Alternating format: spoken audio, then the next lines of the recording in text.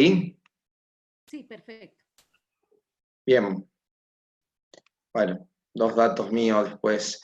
Bueno, yo les decía que lo otro que quería compartir con ustedes era la diferencia un poco entre lo que es la mente y el cerebro. Más allá de lo conceptual, yo lo trato de asociar siempre como una CPU, como una computadora, que hay una parte hard y una parte soft. Eso es básicamente la diferencia entre lo que es la mente y el cerebro. El cerebro sería la parte hard y la mente es todas las funciones que se desarrollan dentro de nuestro cerebro. Que obviamente que hoy se trabaja mucho en la mente. ¿Por qué? Porque ahí que aparecen, como ahí se mencionan, sensaciones, emociones, sentimientos, ideas, pensamientos, imágenes, memoria, conciencia y autoconciencia. Nosotros, ¿qué hacemos con nuestra mente? Obviamente combinamos todas estas cuestiones que en el momento de tomar una decisión, en el momento de llevar adelante un proyecto, de asumir ciertos riesgos, juegan en contra. O a favor, muchas veces uno trabaja en un proceso que es la toma de decisión cuando lleva adelante un proyecto. ¿Y cuántas cosas nos pasan en el hecho de tomar la decisión de hacer o no hacer? Y eso tiene que ver con un conjunto de emociones que juegan en el momento de tomar una decisión tan importante como para llevar adelante un proyecto. Entonces, hoy entender esta diferencia entre mente y cerebro es algo muy importante, y acuérdense, uno es el hard y otro es el soft, que vamos a ver que con el tiempo nuestro mente y nuestro cerebro se fueron expandiendo. O sea, hoy el cerebro es uno de los músculos, podemos decir, que se expande con el trabajo y se expande con los años. ¿Qué quiere decir? Que cuando uno más años tiene y más los trabaja, es un músculo que se tiende a expandir. Una interferencia. ¿Me escuchan bien?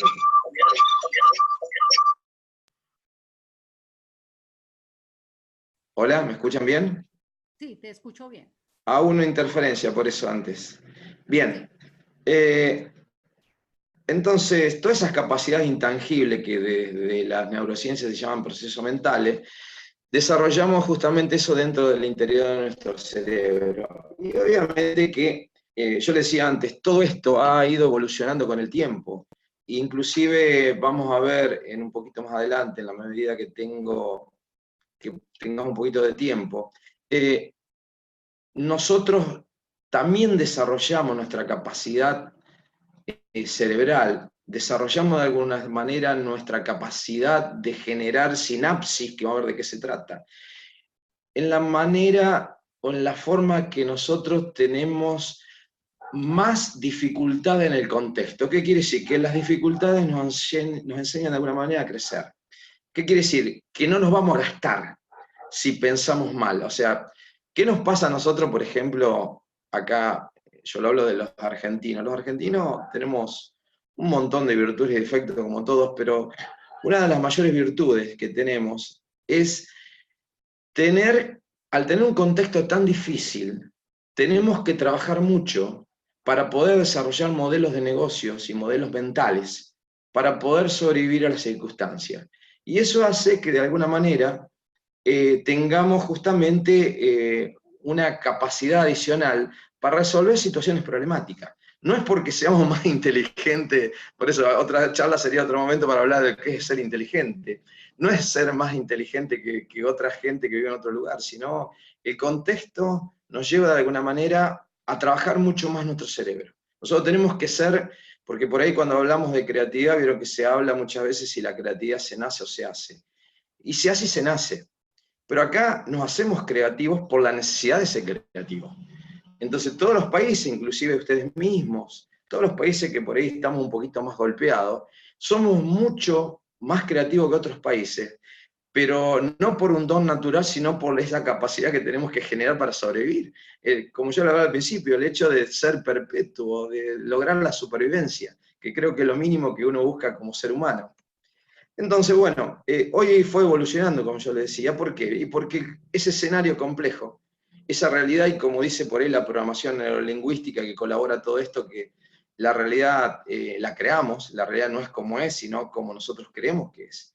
y que tomamos decisión en función de eso, y nosotros vamos creando realidades, y cada vez tenemos que recreándola más, porque justamente esa dinámica nos lleva a que cada vez tengamos que volver a repensar los modelos de negocios. Obviamente, ¿qué hace? Que nuestro cerebro se haya ido expandiendo. Si vamos pesando, a hoy llegamos más o menos, ahí menciona 1350 gramos, antes era mucho más chico. ¿Qué quiere decir? Que todo esto hizo que nuestro cerebro se pueda expandir. Entonces, ustedes me pueden decir, bueno, entonces, bueno, estar un poquito complicado. Yo creo que la complicación de un contexto no es lo bueno, pero sí ayuda, si vemos el lado positivo, ayuda a que podamos tener un desarrollo superior que otros países que tienen variables un poco más predecibles que las nuestras. Bueno, acá les muestro un poquito desde los años que viene evolucionando el cerebro. Obviamente que me voy a poner un poquito reparo en la anterior. El cerebro viene desde lo reptiliano, inclusive algunos autores hablan de que viene antes de los reptiles, de los peces. Y obviamente que tiene que ver, justamente se fueron estructurando desde las funciones más básicas.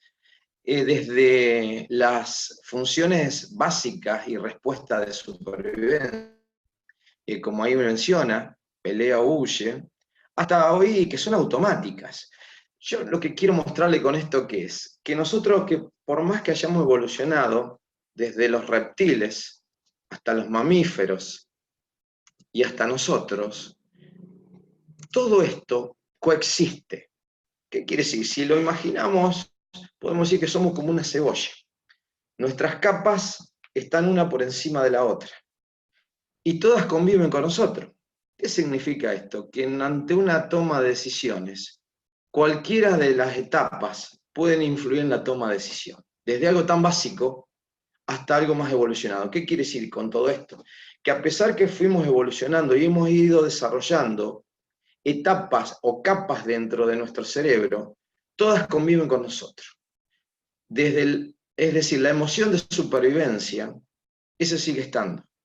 Entonces, por ahí eso nos ayuda a explicar cómo muchas veces nosotros, cuando tenemos miedo de tomar una decisión, por ejemplo, nos hiperventilamos, como por ejemplo empezamos a transpirar, como por ejemplo se nos puede bajar la presión, y porque justamente conviven todas las emociones dentro nuestro.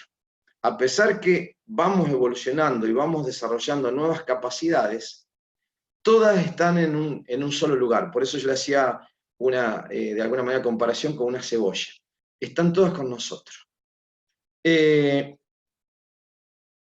Hoy se trabaja bastante lo que es la neuroplasticidad, que es justamente la plasticidad cerebral.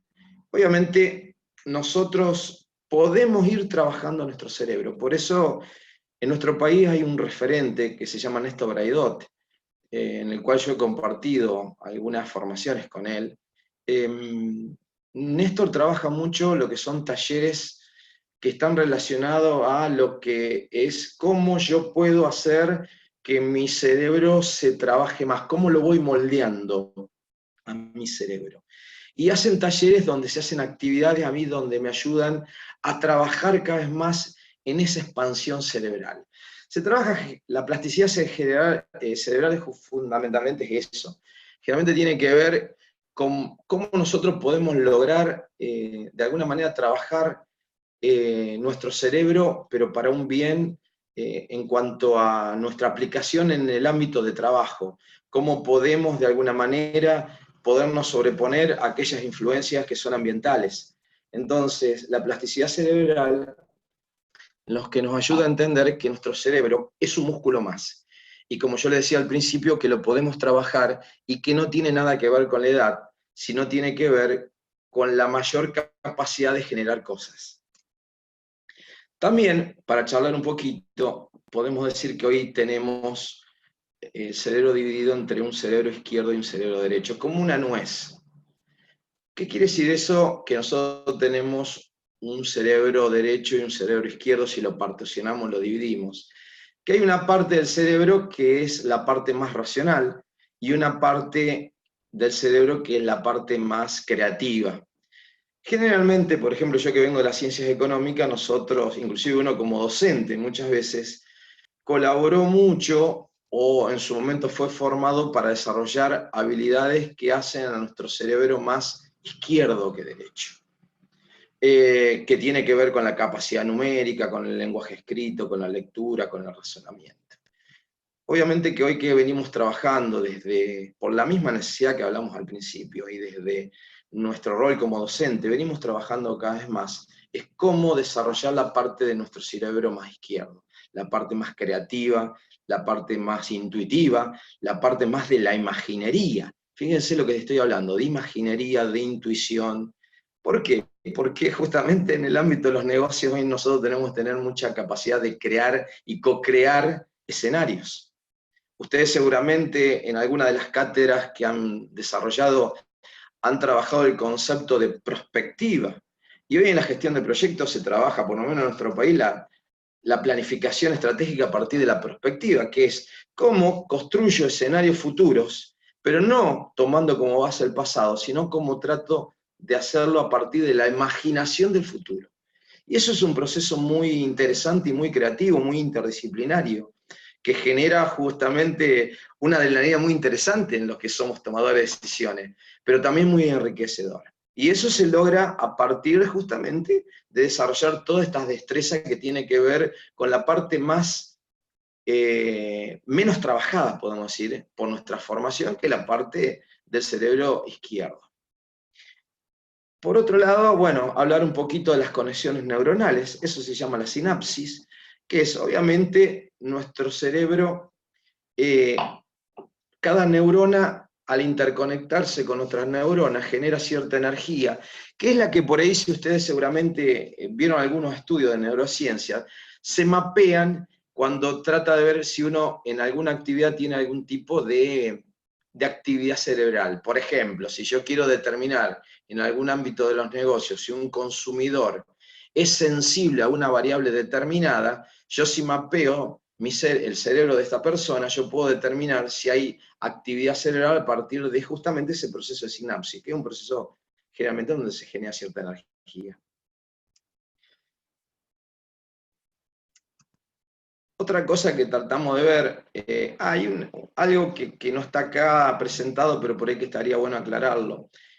Acá en la Argentina hay un profesor, un autor que se llama Martín Tetaz, que es un economista que después trabajó lo que es neuroeconomía, y él habla siempre de lo que es, qué nos queda cuando tomamos decisiones y cómo actuamos, o sea, qué nos pasa. Nuestro cerebro no, a ver, no se queda con toda la información.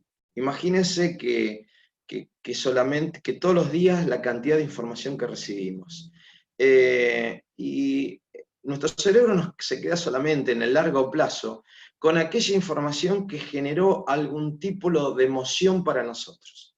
Lo que es información solamente se va perdiendo. Y este autor da un ejemplo muy interesante para por ahí que ustedes puedan asimilarlo a otro ámbito de los negocios, y que tiene que ver justamente con esa idea de llevar esa información, por ejemplo, a un proceso de publicidad.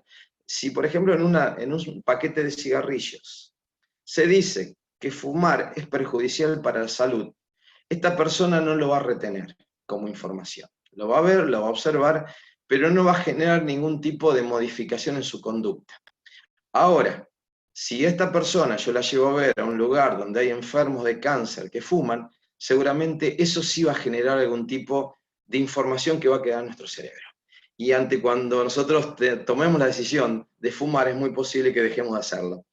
¿Qué quiere decir? Que todo aquello que genera algún tipo de emoción queda guardado en lo que se llama memoria de largo plazo.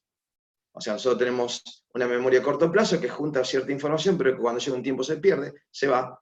Y hay lo que es la memoria a largo plazo, que es la que queda siempre, a pesar que nosotros en el consciente no lo tengamos, no lo recordemos. En el inconsciente queda. ¿Qué quiere decir? Cuando viene un hecho muy similar al que nos pasó, esa información se recupera.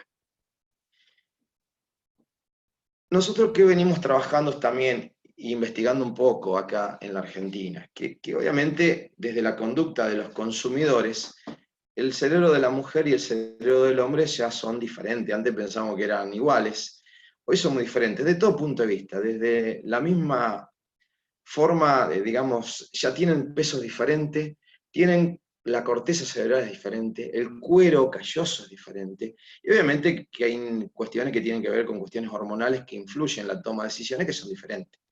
¿Qué significa esto? Que si son diferentes, tenemos que trabajarlo de manera distinta para poder interpretar cómo piensa uno y cómo piensa otro. Ni mejor ni peor, distinto.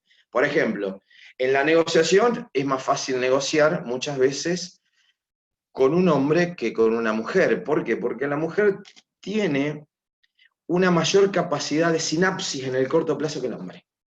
Y eso tiene que ver por una cuestión básicamente de cómo está formada su corteza cerebral. Entonces, también la forma en que actúa en el momento de decidir o no es diferente. Vuelvo a lo de antes, ni mejor ni peor, diferente. Otra cosa que queremos o que quiero compartir hoy es lo que es el efecto priming.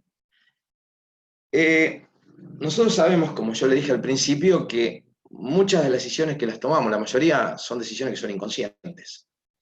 Inclusive vamos a ver al final que hay muchas técnicas hoy para desarrollar nuestro cerebro, inclusive nuestro cerebro más creativo es cuando trabajamos más en el plano de lo no consciente. O sea, nosotros cuando somos más conscientes somos más prejuiciosos, y lo que atenta contra la creatividad es justamente el prejuicio.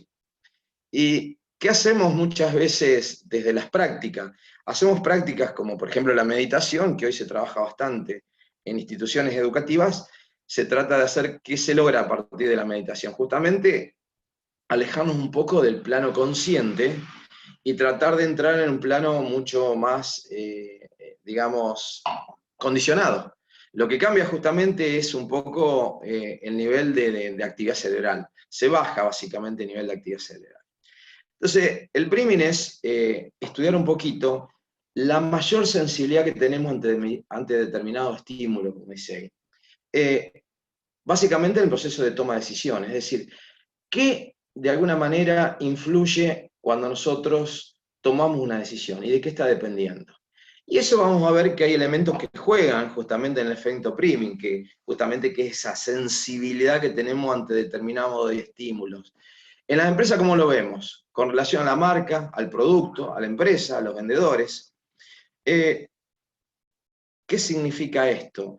Cuando nosotros evaluamos el efecto priming, podemos determinar que aunque no estemos presentes en el momento determinado, en el momento de la empresa, podemos de alguna manera asociar ciertos elementos, cierta información a la empresa, justamente, pero es algo que la empresa lo hace planificadamente. Si lo llevo a otros enfoques, yo traté de relacionar un poco las neurociencias con algunas otras corrientes que se vienen trabajando y que seguramente ustedes las saben, porque vienen trabajando en distintas cátedras o me imagino en su actividad profesional. Una de ellas es lo que es la inteligencia emocional. ¿Y por qué la inteligencia emocional? La inteligencia emocional fue desarrollada en su momento por el mayor referente, es Goleman, y que tiene sus pilares básicamente en 5 elementos que tienen mucho que ver justamente con las neurociencias y con el neuromanagement. Fíjense el primero de todo, el autoconocimiento. O sea, nosotros, el conocimiento de nuestras propias emociones es el primer paso para poder trabajar inteligentemente en una organización. Entonces, la inteligencia emocional propone 5 pasos: el conocimiento de las propias emociones, la autoconciencia; el manejo de las emociones, el autocontrol; el uso de las emociones para motivarse, la automotivación; el reconocimiento de otro, la empatía, que no es la simpatía; y el manejo de las relaciones. Fíjense que 5 elementos que se interrelacionan directamente con el neuromanagement, porque justamente el primer paso es el autoconocimiento. Si lo llevo al liderazgo, lo primero que tiene que hacer un líder, por ejemplo, si va a llevar adelante un proyecto de inversión, es conocerse uno mismo. A ver, si yo no me conozco a mí mismo, si yo no controlo mis propias emociones, ¿cómo puedo ser empático? ¿Cómo me puedo poner en el lugar de la otra persona? ¿Cómo puedo yo, de otro lado, seguir a alguien que se desconoce? Entonces, el crecimiento del liderazgo, hoy se trabaja en muchas escuelas lo que es el neuroliderazgo, lo primero es justamente el autoconocimiento, el primer paso para poder crecer en el autocontrol, en la automotivación y en la empatía. Entonces, en trabajar en equipos de trabajo, vamos a ver, en un montón de cosas donde nosotros podemos desarrollarlo. Otra de las corrientes, otra de las ciencias, de las técnicas que justamente interactúa mucho con el neuromanagement es la PNL, la programación neurolingüística. ¿Y por qué? Porque tiene una idea muy interesante de la realidad. Como yo le dije, la programación neurolingüística sostiene que la realidad no es como es, sino como nosotros creemos que es. Y esto es así. La realidad no existe. La realidad, mi realidad, es diferente seguramente a la de todos ustedes. Mi realidad es muy diferente a la de todos ustedes, como yo les decía antes, pero básicamente ¿por qué? Porque nosotros construimos nuestra propia realidad. ¿A partir de qué? A partir de las percepciones que tengamos, de las formaciones que tengamos, de los vínculos que tengamos y de alguna manera hasta de cómo fuimos creados, porque muchas veces actuamos en función de nuestros mandatos, en aquellas cosas que nos dijeron cuando éramos chicos y que venimos grandes y que tratamos de decir que hay que hacer o hacemos de alguna manera en función de no a veces de nuestras propias convicciones, sino de las convicciones del resto. Si esto yo lo trato de llevar en los últimos 15 minutos que nos queda, y discúlpeme que fui muy rápido, a la relación que hay del neuromanagement con la gestión del proyecto. Y yo lo puedo ver en distintas partes. Si yo tomo un proyecto, lo primero que aparece es la idea. Y en la idea, ¿por qué? Porque, bueno, en el proceso creativo, como yo decía antes, la creatividad es un proceso donde nosotros tenemos que trabajar muy bien el hecho de ser ese proceso creativo, de buscar nuevas alternativas, ser novedoso en la propuesta, de crear cosas y co-crear cosas permanentemente, de tirar un montón de buenas ideas para seleccionar también una buena idea. Entonces, el hecho de expandir nuestro cerebro, de ir más allá del plano consciente, de meterse en el plano metaconsciente o menos consciente o inconsciente, nos va a ayudar mucho a ser un poco más creativo.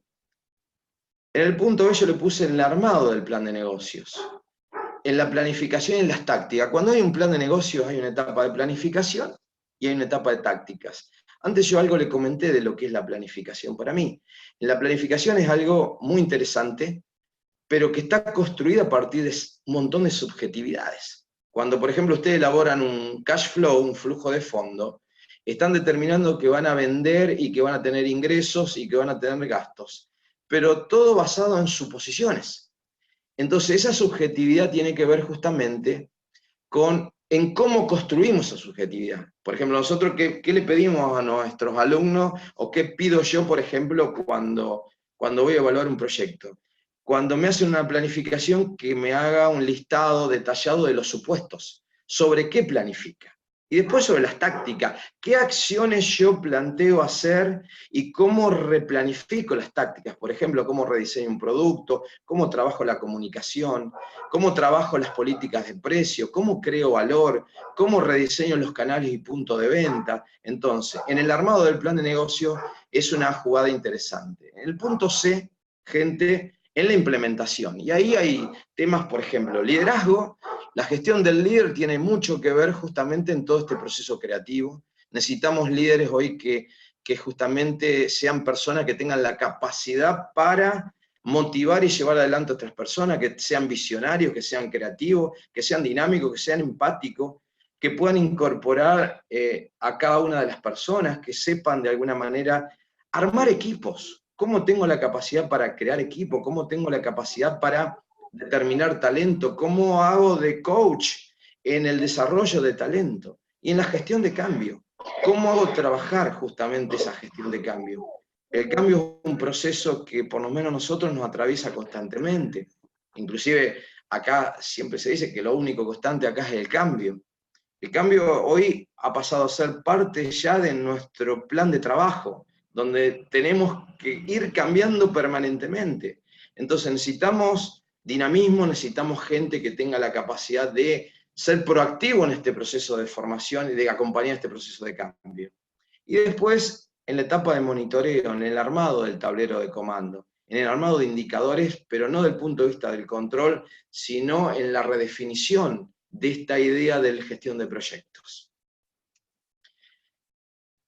¿Qué otras aplicaciones y herramientas complementarias podemos encontrar al neuromanagement? Fíjense, yo le puse como, le volví a rescatar algunos aspectos importantes de la PNL. La PNL es muy importante. A mí me gusta mucho una frase de la PNL donde dice, mapas no es territorio.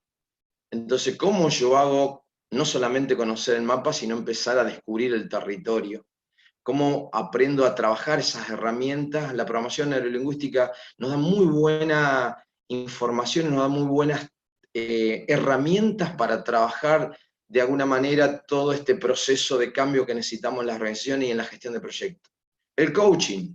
Fíjense hoy el coaching cómo ha pasado a ser una herramienta interesante para acompañar en la gestión de proyectos todo, llevar adelante, más que todo para desarrollar los talentos y de pasar de líderes concentrados su poder en pocas personas, en pequeños liderazgos donde tengan autogestión. Todo lo que tiene que ver con técnicas hoy de respiración, como se decía, de relajación, de meditación, cómo complementar, cómo incorporar esas técnicas en nuestro espacio de trabajo, en nuestra vida. La resiliencia, cómo nos hacemos fuerte a partir de una visión de la psicología positiva, cómo empezamos a medir los aspectos positivos y no los negativos solamente, cómo a partir de concentrar los esfuerzos en las emociones positivas hacemos fuerte y nos hacemos muy fuerte ante las emociones negativas. Todo lo que son los conceptos de felicidad organizacional, de happy management, de organizaciones saludables, etc. Para cerrar un poco en esta charla, que nos quedan estos 5 minutos que tengo yo acá en mi reloj, y dejarlo a preguntas, contarle un poco la experiencia que yo voy teniendo acá. Nosotros tenemos acá en la Argentina un problema interesante en cuanto a, más que todo, a lo que es en la gestión de proyectos, a los proyectos que vienen de la mano de los emprendedores. ¿Y por qué? Porque en esta necesidad de emprender, nos encontramos con gente que no está preparada para emprender, sino que lo hace porque no le queda otra. ¿Qué quiere decir? Que yo me encuentro con un montón de gente que se ha quedado sin empleo y que decide iniciar una actividad por cuenta propia y llevar adelante ese proyecto. Pero no es su proyecto de vida, lo que por ahí en psicología se llama el proyecto sentido. Lo hacen por necesidad, pero no porque eligieron ser emprendedores. Entonces, ¿qué hace? ¿Qué nos está pasando? Que a pesar que la idea no sea tan mala, que la idea hasta sea creativa, terminan fracasando. Acá la tasa de mortandad de proyectos es muy elevada acá en Argentina. Y cuando empezamos a estudiar cuáles son las principales causas por las que fracasan, y nos encontramos que la mayor parte de los fracasos es porque el emprendedor, cuando tiene que tomar decisiones empresariales, empieza a fallar. Porque no está convencido de lo que tiene que hacer, porque no ha crecido emocionalmente, pero tampoco porque lo hemos trabajado, lo hemos acompañado, porque las instituciones educativas o las entidades intermedias no apoyan de esta manera al emprendedor, no lo ayudan a ser empresario, y ser emprendedor es una diferencia muy grande. Entonces, ¿qué nos está pasando? Que estas técnicas del neuromanagement todavía no están llegando al mercado o a ese tipo de perfil de empresario que hoy realmente lo necesitan. Entonces, ¿qué nos encontramos hoy? Que tenemos una tasa de mortandad de emprendimientos y una tasa de fracaso de proyectos bastante elevada, básicamente condicionada justamente por el hecho de que hay un grupo de empresarios que todavía no han tenido la madurez y no han tenido el desarrollo que hoy se necesita para estar compitiendo acá en un mercado que es muy difícil, es muy dinámico, es poco predecible y que básicamente es muy riesgoso. Así que bueno, yo agradezco el hecho de haberme permitido en 43 minutos haber hablado demasiado rápido. Le pido disculpas en algún caso si no me hice entender, pero bueno, en el hecho de tratar de cumplir con todos los temas y hacerle un abordaje general de lo que es el neuromanagement y el neuromanagement aplicado a la gestión de proyectos. Quería tocar un poquito de todo, y obviamente que quedo a disposición de ustedes para las consultas que quieran hacerlo por este medio. Ahí están mis datos, podemos compartir experiencias desde acá, desde allá. Nosotros trabajamos mucho, estamos trabajando en este tiempo bastante, más que todo en ese nicho del mercado emprendedor, de cómo fortalecer a esos emprendedores para ir desacelerando un poco la tasa esta de mortandad de proyectos, que vuelvo a lo de antes, las ideas son muy buenas, pero no se concretan, no se pueden sostener en el tiempo. Entonces, trabajamos mucho sobre el concepto de la sustentabilidad en la gestión de emprendimiento y de proyectos. Muchísimas gracias. Excelente tu exposición. El tema me encanta. Y ya tenemos algunas preguntas. Sí, Quiero cómo saber no. si me estás escuchando bien. Yo te escucho bien, Pilar. Vale. José Arturo nos dice, desde la Escuela Colombiana de Ingeniería, en la unidad de proyectos y la Facultad de Biomédica, estamos llevando a cabo un experimento sobre neuroliderazgo para gerentes de proyecto. La pregunta es si en Argentina han desarrollado este tipo de experimentos y porque les gustaría saber y compartir experiencias.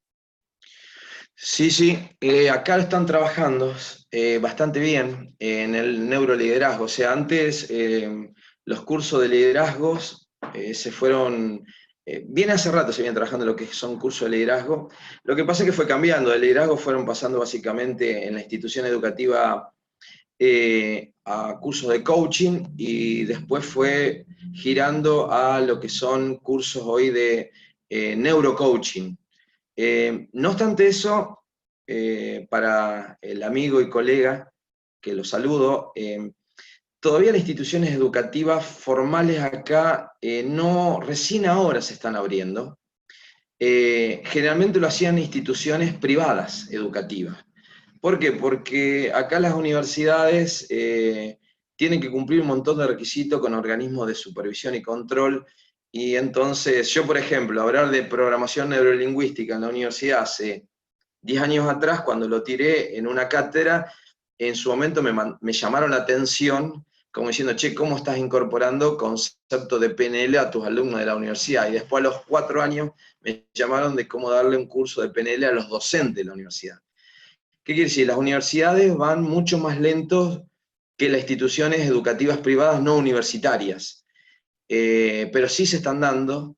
Hay muy buenos profesionales, inclusive muy buenos profesionales que son docentes de las universidades, pero que van un poco más rápido que los tiempos que lleva la universidad, que no tengo problema, ahí tiene mi email en compartir, inclusive yo mi equipo de trabajo, tengo un psicólogo acá en Argentina, docente de la Universidad de Psicología y que dirige un instituto y que tiene una formación de neurocoaching, justamente de neuroliderazgo.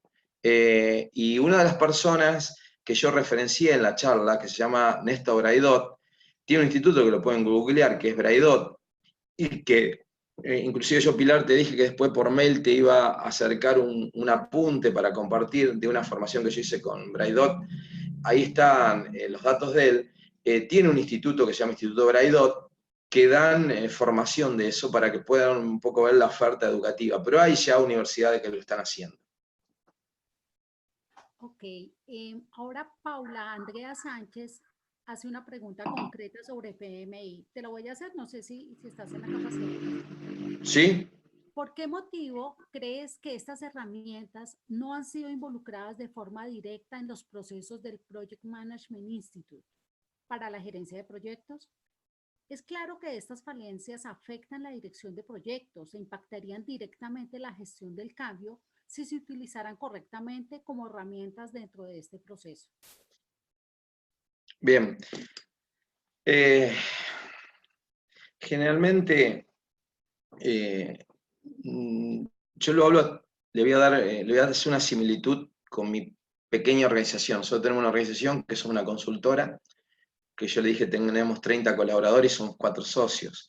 A mí me cuesta mucho de todas estas herramientas, hasta de alguna manera generar aceptación dentro de mi socio, porque por un montón de cosas. Primero porque muchas de las personas que estamos en las organizaciones venimos de formación tradicional. Segundo, que por más que hablamos de cambio, muchas veces nos cuesta cambiar, más cuando desafía nuestra zona de confort. Estamos bien como estamos. Entonces, ¿para qué cambiar si estamos bien como estamos? Y segundo, yo estoy dando justamente en un posgrado acá en una universidad, en una maestría, en un MBA, hablo de gestión de cambio y tocamos el tema este. Y mis alumnos por ahí me cuentan que trabajan en multinacionales y dicen, sí, dice, profe, pero esto no nos llega a nosotros. Y porque generalmente las empresas más grandes son mucho más por ahí lentas en generar ciertos procesos de cambio que la empresa más chica. Nosotros en las pymes reaccionamos más rápidamente. Y en ciertas instituciones los procesos son mucho más lentos. Van a llegar, como todo proceso, esto es algo que no se va a detener, que cada vez se van incorporando más. Yo creo que también tiene que ver con, muchas veces, con distintos cambios generacionales y también tiene que ver con la diversidad generacional que hay en cada institución. Yo, por ejemplo, yo, como decía antes, tengo 55 años y cada vez me cuesta más acercarme a mis alumnos de 20 años de la universidad, que son los millennials. ¿Y por qué? Porque, bueno, tienen, y hago un esfuerzo grande para tratar de entenderlos, porque obviamente tienen otra expectativa, otros significados y sentido de la vida, ni mejor ni peor. Pero bueno, creo que, volviendo a la pregunta y para dar la respuesta, creo que es una cuestión de tiempo, nada más que eso. José Armando Pérez dice, desde el neuromanagement, ¿cómo se puede abordar un cambio de paradigma? Bien.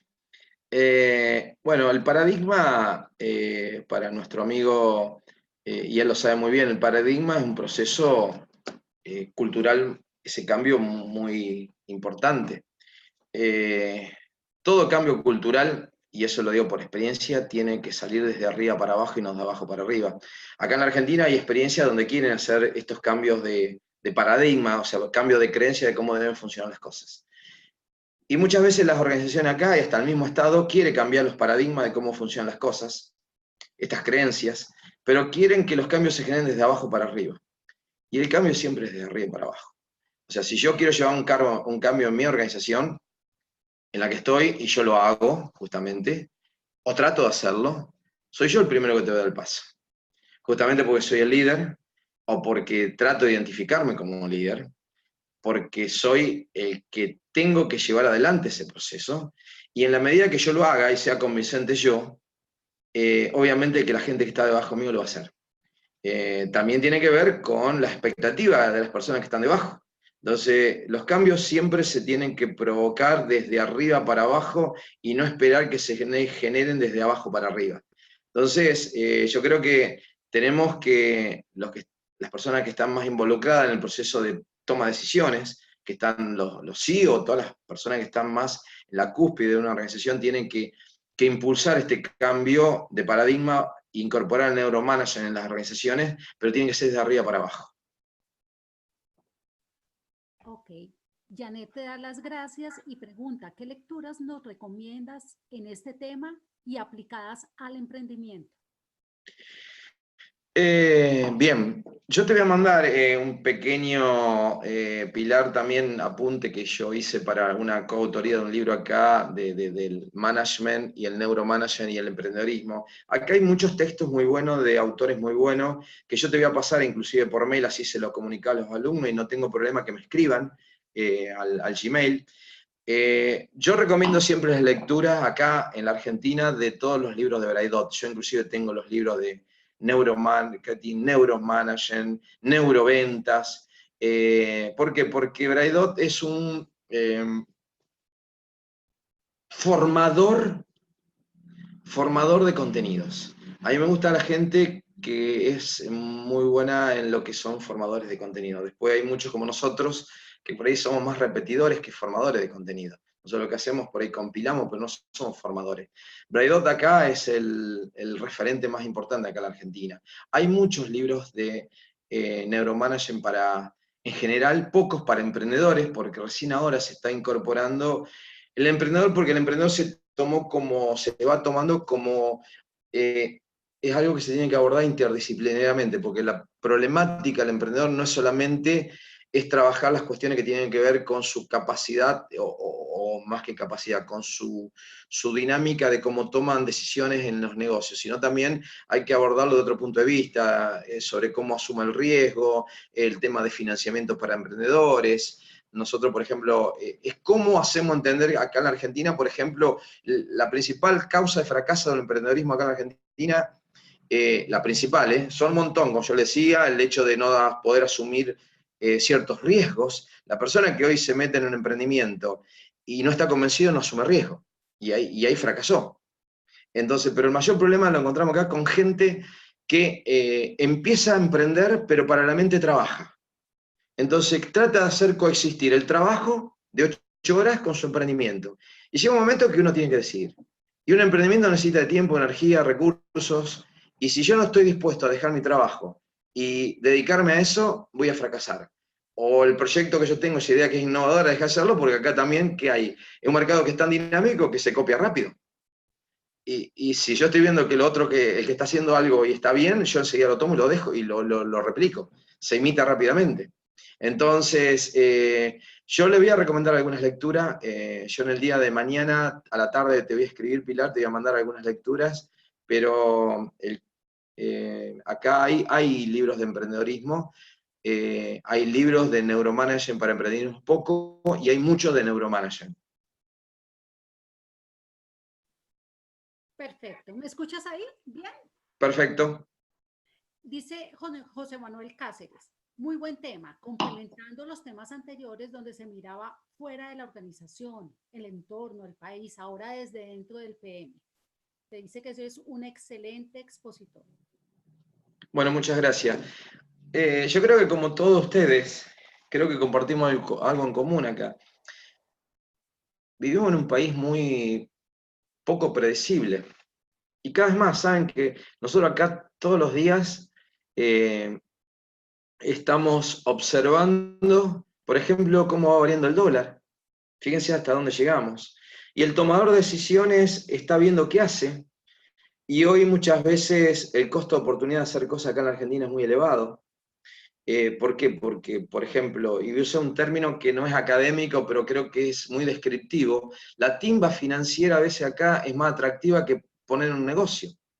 Entonces, ¿cómo hago hacer para que una persona que tiene un dinero guardado pueda aplicarlo en un proyecto cuando, por otro lado, compra papeles que le dan el doble de renta que lo que podría llegar a tener invirtiendo en ese proyecto y asumiendo un riesgo? Entonces hoy se ha hecho muy complejo. Nosotros, por ejemplo, teníamos un montón de gente que hace un tiempo atrás generaba proyectos. Yo le digo más, por ejemplo, acá, lo mido acá en lo privado, por ejemplo.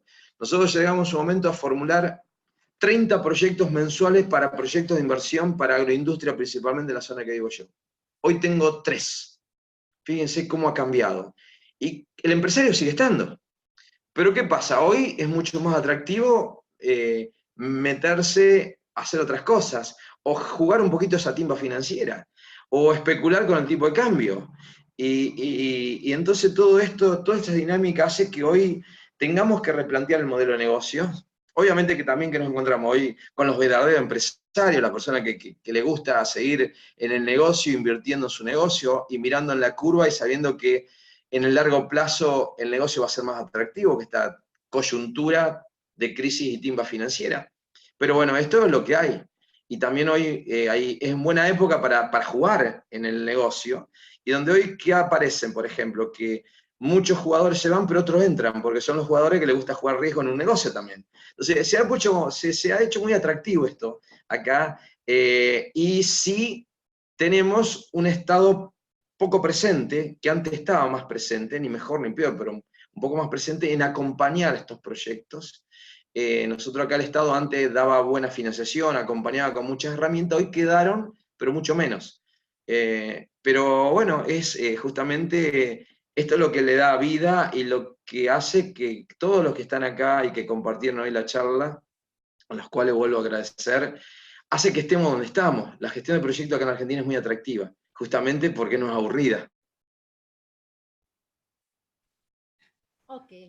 Erika pregunta, ¿qué elementos debería considerar un gerente de proyectos cuando lleva su proyecto ante un tomador de decisión? Más aún si es un comité con varios integrantes. Primero que evalúe si el comité es conservador o no. Un proyecto, por ejemplo, yo, ¿qué le pido siempre cuando alguien me trae un proyecto, más allá de la idea? Trato de no quedarme solo con lo financiero, porque bueno, obviamente que lo que más atrae al grupo de decisores son la rentabilidad financiera. O sea, ¿qué le van a pedir generalmente en un proyecto? Que tenga, obviamente, un BAM positivo y una tasa interna de retorno, una TIR atractiva, para decir, bueno, pongo dinero y tengo un recupero en un periodo acorde. Pero yo creo que hay otras variables que son interesantes, que hoy ya juegan en el atractivo de invertir en un proyecto. Primero, con la idea.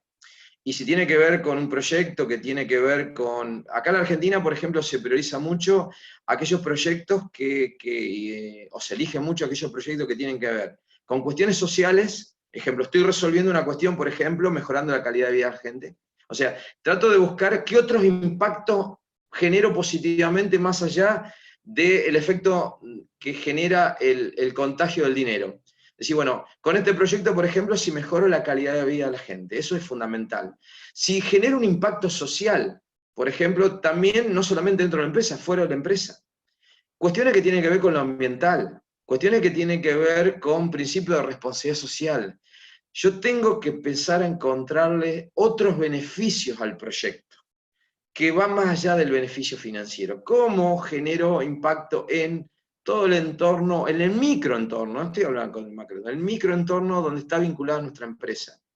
Y hacerle entender que nuestra empresa es algo que interactúa con el medio, se nutre del medio, y que es influida por el medio, pero también de alguna manera influye al medio. Y yo creo que eso se trabaja mucho. Nosotros trabajamos mucho hoy los proyectos que tienen que ver con que resuelvan de alguna manera algún problema social, como le decía antes, algún problema ambiental, como le dije antes, algún problema energético, en algunas cuestiones que tienen que ver con lo que son el uso eficaz de los recursos, que cada vez son más escasos y más difíciles de acceder. Ok.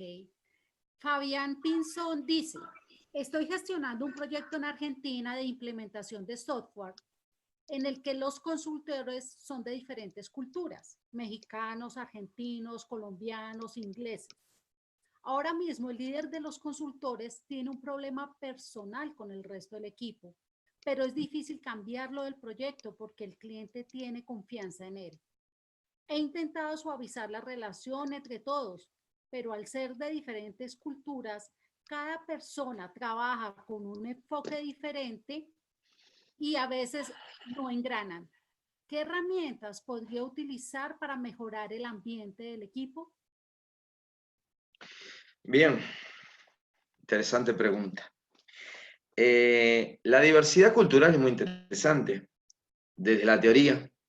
¿Y por qué? Porque nos permite tener un abordaje interdisciplinario y hasta podemos encontrar una integración interdisciplinaria de distintos componentes humanos. Y eso es muy enriquecedor para todos, para el grupo, básicamente, y también muy enriquecedor no solamente para el grupo en sí, sino para los beneficiarios de ese grupo. Yo creo que para los clientes mismos que contratan a esta empresa de implementadora de software, obviamente es interesante porque ustedes están resolviendo, porque todos sabemos que más allá de las ideas la cuestión cultural es muy influyente. Cuando ustedes vieron el FODA, una de las variables externas, cuando uno determina las oportunidades y las amenazas de un proyecto, son las variables macro. El hecho de yo poder tener una visión integradora de culturas es una gran oportunidad más que una amenaza. Pero eso hace que internamente se debilite, obviamente. ¿Por qué? Porque el mayor esfuerzo es cómo las integro en el equipo de trabajo. Obviamente que acá hay que trabajar mucho sobre el gerente, que es el coordinador. Y si ese coordinador por ahí tiene algunos conflictos, se le genera algún problema, o problema en el sentido de que le cuesta por ahí integrar esas diferencias culturales, yo creo que tendría que buscar alguien que lo coachee a ese gerente, que trate de colaborar en el apoyo de la gerencia. Yo creo que, porque si no, obviamente que yo nunca apunto a a eliminar al gerente, sino fortalecerlo. Y yo creo que una manera de fortalecerlo es que un tercero ayude como coach por esa gerencia, justamente, para fortalecer ese liderazgo y que tal vez tenga una visión diferente, tal vez sea un problema de cómo integran los eslabones en ese tramado que es muy, muy enriquecedor. Pero yo les sugeriría trabajar bastante sobre un coacheo de la gerencia. Gracias, Rubén. En este momento voy a detener un momento la grabación para darles el código PDU.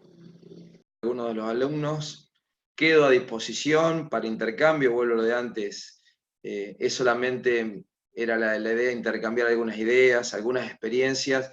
Yo hace muchos años que trabajo en esto y no es mejor ni peor, pero tenemos otra experiencia que seguramente se puede enriquecer mucho con la experiencia de cada uno de ustedes, que están detrás y son unos casi cientos, y que deben tener obviamente hasta mucho más experiencia que yo, y seguramente en otro tipo de organizaciones. Mi principal función siempre fue trabajar acá en pequeñas y medianas empresas y en emprendedores, no en grandes corporaciones, solamente lo hice una vez, pero siempre me dediqué más al otro porque creo que es donde tiene una demanda mucho más enriquecedora a mi punto de vista y muy dinámica. Y siempre fue desde lo académico trabajar justamente hace años. Yo tengo una cátedra, fíjense a todos, que se llama Emprendimiento de Negocios, en una universidad hace ya más de 20 y pico de años, que le doy en el último año de la universidad a los alumnos cómo formarlos para que emprendan, formarlos como futuros empresarios. Así que bueno, yo quedo a disposición y agradezco el espacio de haber compartido con ustedes este pequeño diálogo. Rubén, la gente aquí está súper feliz. En el chat están presentando sus agradecimientos hacia ti. Excelente tema, excelente expositor, muchísimas gracias. En realidad ha sido una noche y un momento muy enriquecedor para todos nosotros. En nombre del PMI te quiero agradecer por habernos brindado este espacio, por compartir con nosotros toda tu experiencia, toda tu sabiduría. Para varios del chat, del grupo que ha asistido, hemos tenido una audiencia de 97 personas. Eh, ha sido un tema novedoso y que pues les abre muchas inquietudes, así que van a estar ellos también pendientes de la literatura, las referencias que nos puedas compartir. Te dejo para que Bien, te despidas y a todos les agradezco, les deseo una linda noche y gracias por su participación. bueno, yo le agradezco a todos, vuelvo a lo de antes, era compartir un poco. Yo eh, hace años vengo trabajando, me considero un académico y un pragmático, por otro lado, hace años vengo trabajando en el área de empresas y en formándome en empresas. Cuando terminé mi doctorado en el año 2008, siempre fue, mi primera pregunta es, si yo no me conozco realmente yo, ¿cómo puedo seguir adelante desde otro punto de vista? Entonces de ahí que empecé en el 2008 a estudiar distintas corrientes psicológicas, desde gestáltica, transpersonal, psicología positiva, neuromanagement, neuromarketing.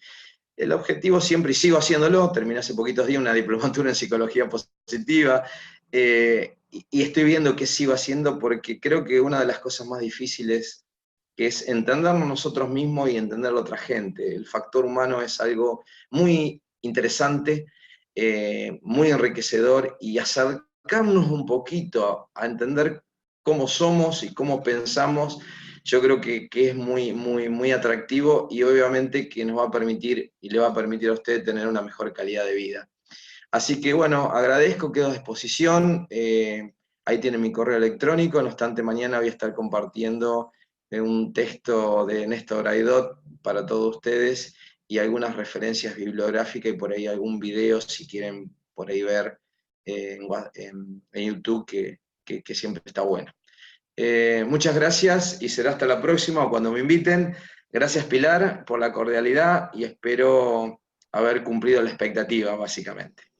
No, Buenas así lo noches. pasaste. Muchas gracias. Hasta luego.